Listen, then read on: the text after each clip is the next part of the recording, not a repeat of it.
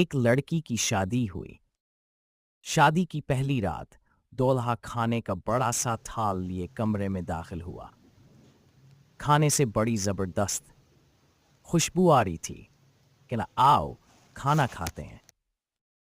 بیوی بولی، میں نے دیکھا ہے تمہاری والدہ نے بھی کھانا نہیں کھایا ہاتھ سے گور، ان کو بھی بلا لو پھر مل کر کھاتے ہیں۔ شوہر نے کہا کہ وہ سو گئی ہوں گی، انہیں چھوڑو ہم دونوں کھاتے ہیں۔ بیوی اصرار کرتی رہی پر وہ اسی بات پر مس رہا کہ امی کو رہنے دو۔ جب بیوی نے شوہر کا یہ رویہ دیکھا تو اسی وقت طلاق کا مطالبہ کر دیا۔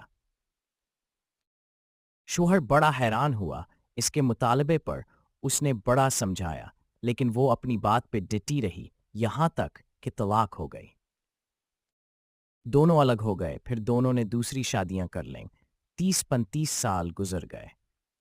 عورت کے بیٹے ہوئے، بہت محبت کرنے والے، ماں کا خیال رکھنے والے، بہت آسودہ حال تھی۔ اس نے ارادہ کیا کہ حج کرنا چاہیے۔ سفر کے دوران اس کے بیٹے اس سے کسی ملکہ کی طرح پیش آ رہے تھے، پاؤں زمین پر لگنے نہ دیتے تھے۔ صحرائی سفر تھا۔ راستے میں ایک آدمی پر نظر پڑی جو بہت بری حالت میں بھوکا پیاسا، بال کھچڑی، کپڑے پرانے۔ اس عورت نے بیٹوں سے کہا، جاؤ دیکھو کون مسافر ہے، اسے اٹھاؤ، ہاتھ منہ دھلا کر کھانا کھلاؤ، پانی پلاؤ۔ چنانچہ بیٹے گئے، ماں نے جیسا کہا تھا ویسا کیا۔ عورت کی جب اس پر نظر پڑی تو جان گئی وہ اس کا پہلا شوہر تھا۔ کہنے لگی، یہ کیا کیا وقت نے تمہارے ساتھ؟